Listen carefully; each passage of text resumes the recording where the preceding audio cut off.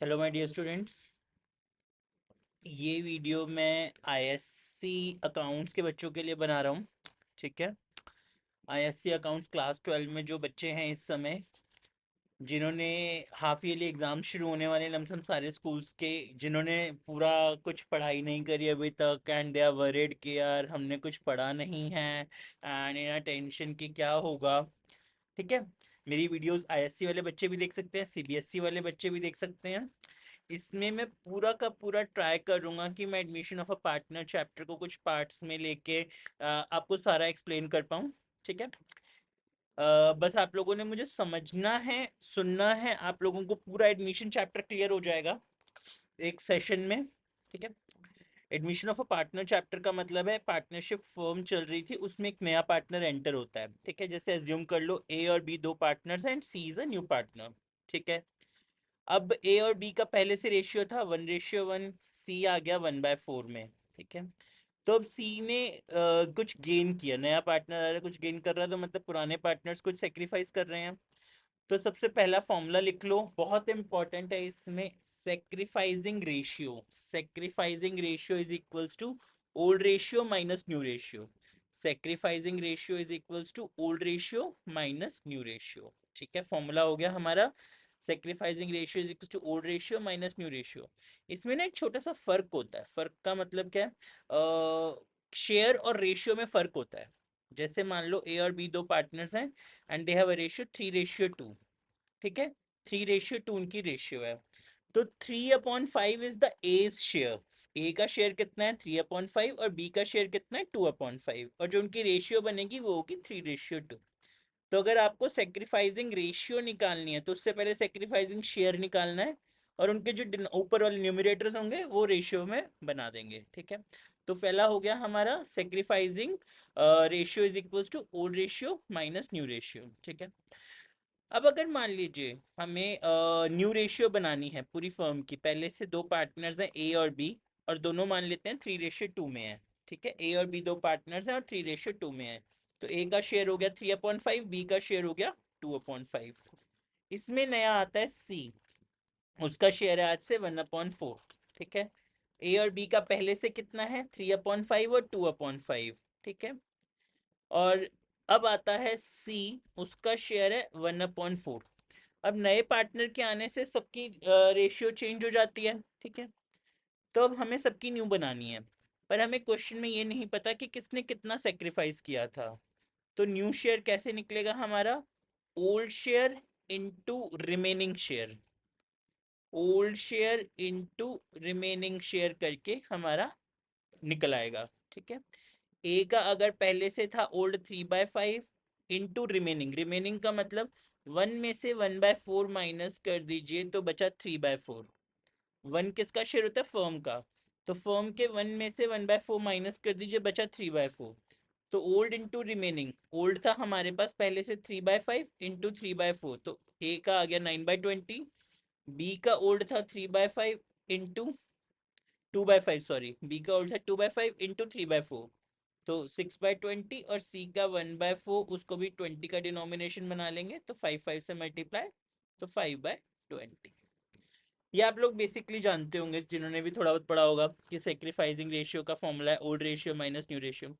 मेरा main objective है बच्चों को टेक्निकल क्वेश्चंस कराना। जो आईएससी अकाउंट्स का लास्ट ईयर का बोर्ड का पेपर हुआ था, उसमें बहुत ज़्यादा टेक्निकल क्वेश्चंस आए थे, डीप क्वेश्चंस आए थे।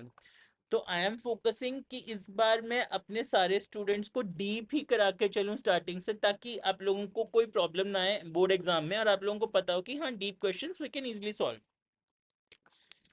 अब जिन जिन बच्चों के पास टीएस गरेवाल की बुक है, मैं आईएससी अकाउंट्स की टीएस गरेवाल की बुक फॉलो करता हूँ। ठीक है। तो जो जो के पास टीएस गरेवाल की बुक है, I am giving the important questions सबसे पहले। मतलब चैप्टर का पूरा बताऊंगा, क्रक्स बताऊंगा, बट एक बार इंपॉर्टेंट क्वेश्चंस भी वो टेक्निकल वाले साथ साथ करके चलेंगे। एक क्वेश्चन है इलिस्ट्रेशन 26 पेज 3.23 पे, हिडन गुडविल का। हिडन गुडविल का फॉर्मूला क्या होता है एक बार लिख लीजिए। हिडन गुडविल का formula, capitalised value of the firm minus adjusted capital of all partners. फिर से, capitalised value of the firm minus adjusted Capitals of all partners. फिर से एक बार बोल रहा हूँ, हिडन गुडविल का formula capitalised value of the firm minus adjusted Capitals of all partners. Capitalised value of the firm का मतलब क्या है? देखिए, अगर मान के चलो एक पार्टनर है, ए और बी पहले से बिजनेस कर रहे हैं, सी एक नया पार्टनर आया, ए की कैपिटल है 70,000, बी की कैपिटल है 80,000 पहले से ही, ठीक है। सी की कैपिटल है हमारी 80,000, सी लेके आता है और उसका शेयर है 1/4, तो 80,000 इंटू 4/1 कर दो तो 3,20,000 capitalise value of the firm आ गई। फिर से capitalise value of the firm कैसे आती है हमारी? मान लीजिए जो नया पार्टनर जितनी कैपिटल लेके आता है 80,000 अगर वो कैपिटल ला रहा है, उसका शेयर है 1/4, तो इंटू 4/1 कर दो तो 3,20,000 हमारी फर्म की कैपिटलाइज्ड वैल्यू है। उसमें से adjusted capital of all partners को माइनस कर दो। एडजस्टेड कैपिटल का मतलब क्या होता है? मानिए ए और बी दोनों बिजनेस कर रहे थे अपना, उनका जो वो क्लोजिंग बैलेंस होता है ना, जब आप पार्टनर्स कैपिटल बनाते हैं क्लोजिंग बैलेंस होता है, क्लोजिंग मतलब क्रेडिट का टोटल माइनस डेबिट का टोटल, क्लोजिंग बैलेंस होता है, वो उनकी एडजस्टेड कैपिटल है, ठीक है। वो उनकी एडजस्टेड कैपिटल है। तो मैंने आपको क्या कहा? Capitalize value of the firm minus adjusted capital of all partners. Adjusted में क्या आ जाएगा आपका? जो पार्टनर ए की कैपिटल एडजस्टेड निकाल लो, पार्टनर बी की, और सी जो न्यू लाया माइनस कर दो, आपके पास हिडन गुडविल आ जाएगी, ठीक है। हिडन गुडविल निकालने के बाद आपने जो नया पार्टनर जिसका शेयर बनता है, मान लेते हैं हिडन गुडविल आ गई आपकी 1 लाख और नए पार्टनर का शेयर था 1/4, तो 1 लाख इंटू 1/4 यानी 25,000 आपकी नए पार्टनर की गुडविल आ गई। इस चैप्टर में हम तीन चीजें सबसे इंपॉर्टेंट बनाते हैं: revaluation account, partners capital account और बैलेंस शीट। रीवैल्यूएशन अकाउंट आपके ट्यूशन पे, स्कूल में आपको जिस तरह से बताया होगा, मैं एक बहुत सिंपल सा तरीका बताता हूँ रीवैल बनाने का। पर्टिकुलर रुपी फॉर्मेट बनाओ, ठीक है। अगर कभी भी फर्म को लॉस हो रहा है तो डेबिट साइड डाल दो, फर्म को बेनिफिट हो रहा है तो क्रेडिट साइड डाल दो।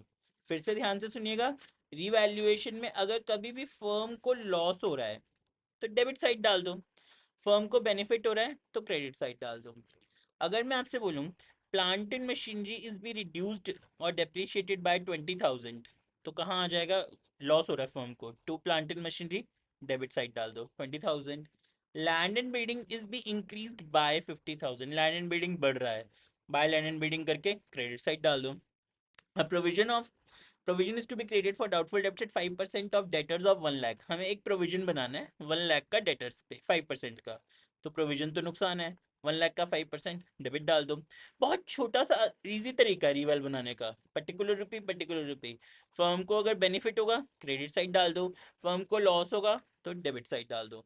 Provision for warranty claims is increased by 15,000, warranty claims बढ़ रहे हैं 15,000 से, तो हमारा नुकसान है मतलब, ठीक है जी। हाँ, तो क्रेडिट साइड डाल दो, ठीक है ना, हमारा नुकसान होना है वारंटी क्लेम्स के लिए, ठीक है। सिंपल सी चीज़ है।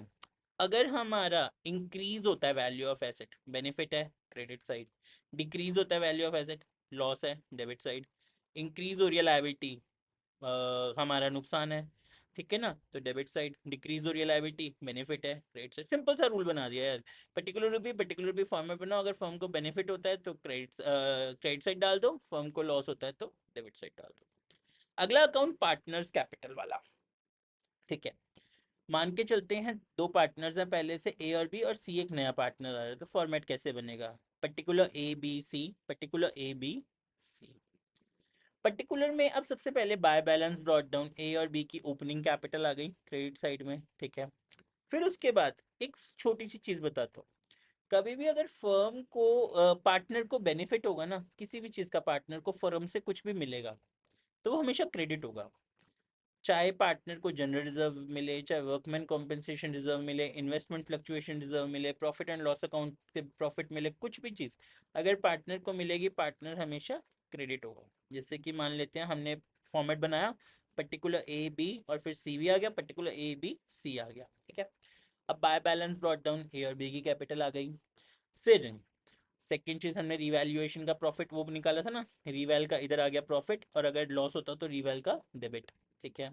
फिर bye general reserve, liabilities balance sheet ना हमें क्वेश्चन में गिवन होती है, उसकी चार चार चीजें जरूर देखना, लाइबिलिटीज साइड से चार आइटम जरूर फोकस करना: by general reserve, workman compensation reserve, investment fluctuation reserve और profit and loss account credit balance. Balance sheet के लायबिलिटी साइड का, general reserve, workman compensation reserve, investment fluctuation reserve और P&L account. Debit side से goodwill, advertisement suspense, deferred revenue और P&L account debit balance. फिर से asset side के 4 item जरूर गौर करना, goodwill, advertisement suspense, deferred revenue, P&L account, debit balance. ठीक है, एक चीज देखो, गुडविल हमेशा हमें एक नीचे भी क्वेश्चन में होगी और ऊपर भी होगी, ठीक है। दोनों गुडविल अलग हैं। जो बैलेंस शीट में लायबिलिटी साइड, एसेट साइड में हमें गुडविल गिवन होगी, वो आपने हमेशा पार्टनर्स कैपिटल में डेबिट करनी है, उसका कोई और यूज नहीं करना। जनरली जो आपको गुडविल ऊपर गिवन होगी एसेट साइड में, उसको आपने डेबिट कर देना है, सिंपल, उसका और कोई यूज नहीं करना। ध्यान से देखिएगा, गुडविल इधर आ गई, advertisement suspense, deferred revenue, P&L account, यहाँ तक हो गया हमारा। नॉर्मली एंट्री बनाने की कोशिश करते हैं, पार्टनर ए और बी को जनरल रिजर्व मिल रहा है, तो क्या एंट्री बनेगी, general reserve account debit to A's capital to B's capital. Workman compensation reserve partners को मिल रहा है, workman compensation reserve account debit to A capital to B capital. Investment fluctuation reserve partner को मिल रहा है, investment fluctuation reserve account debit to A capital to B capital. P&L partner को मिल रहा है, profit and loss account debit to A's capital to B's capital. Debit side पे देखो, गुडविल पार्टनर के अकाउंट को डेबिट कर रही है, तो A's capital account debit, B's capital account debit to goodwill.